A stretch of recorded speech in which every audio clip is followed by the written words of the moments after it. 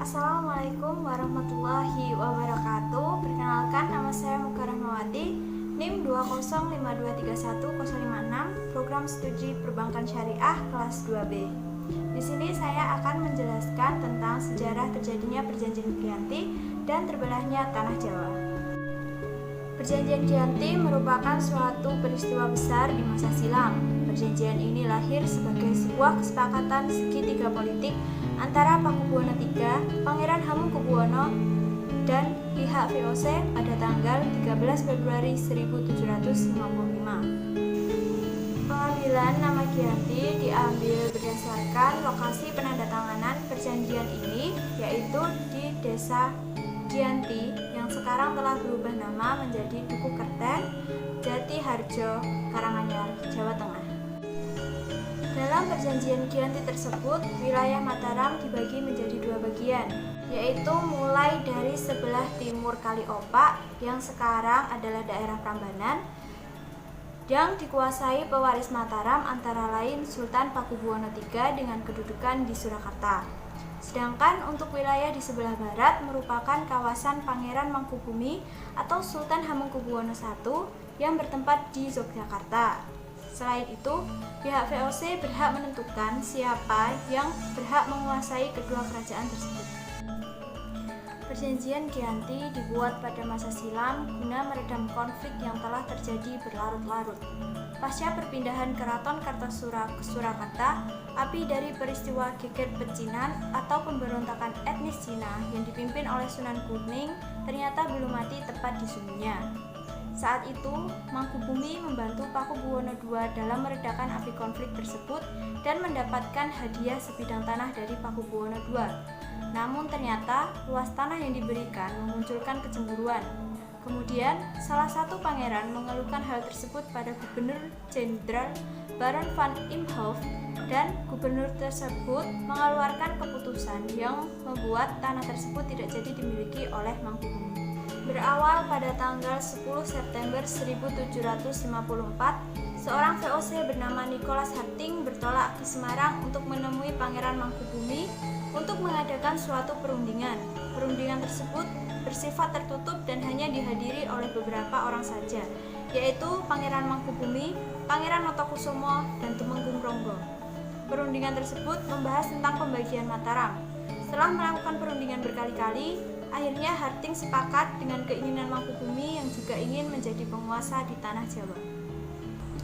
Pada 23 September 1754, Pangeran Mangkubumi menggunakan gelar Sultan dan juga mendapatkan setengah kerajaan.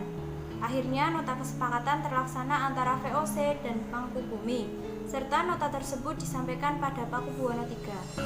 Pada tanggal 4 November 1754, Pakubuwono III memberikan surat kepada Gubernur VOC, yaitu Jacob Mosel, untuk persetujuan terhadap hasil perundingan Gubernur Jawa Utara dan juga Mangkubumi. Kesepakatan ini mendorong terjadinya sebuah perjanjian besar yang ditandatangani di Desa Giyanti. Ditandatanganinya perjanjian ini menjadi pangkal dari terbelahnya tanah Jawa menjadi dua bagian atau dikenal dengan istilah Palihan Nagari.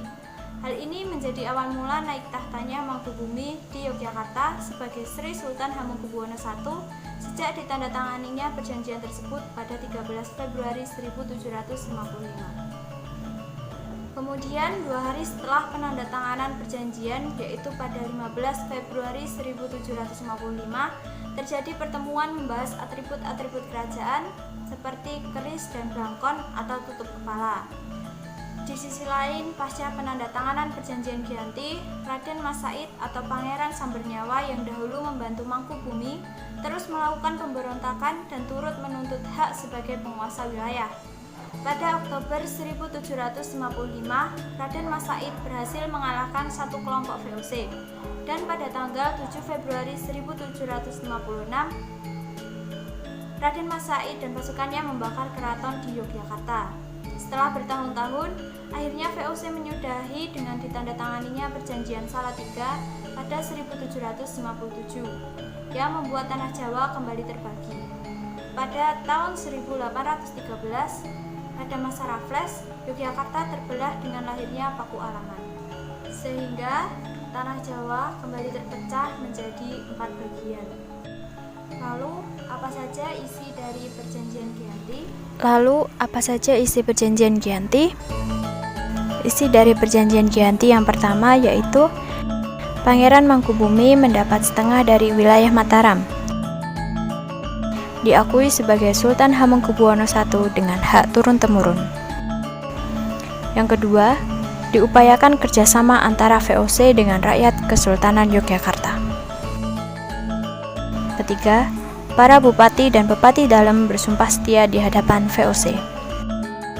Keempat, Sultan tidak berwenang mengangkat atau memberhentikan bupati atau bupati dalam sebelum disetujui oleh pihak VOC.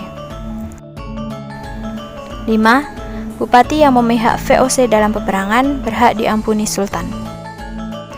6. Sultan tidak berhak menuntut Pulau Madura dan daerah-daerah pesisir pada VOC. Namun, pihak VOC akan memberikan ganti rugi sebesar 10.000 real per tahun. 7. Sultan akan memberikan bantuan pada Kasunanan Surakarta sewaktu-waktu jika diperlukan. 8. Sultan harus menjual bahan-bahan makanan kepada VOC dengan harga yang akan disepakati. 9. Sultan berjanji menaati segala macam perjanjian yang pernah diadakan antara penguasa Mataram terdahulu dengan VOC.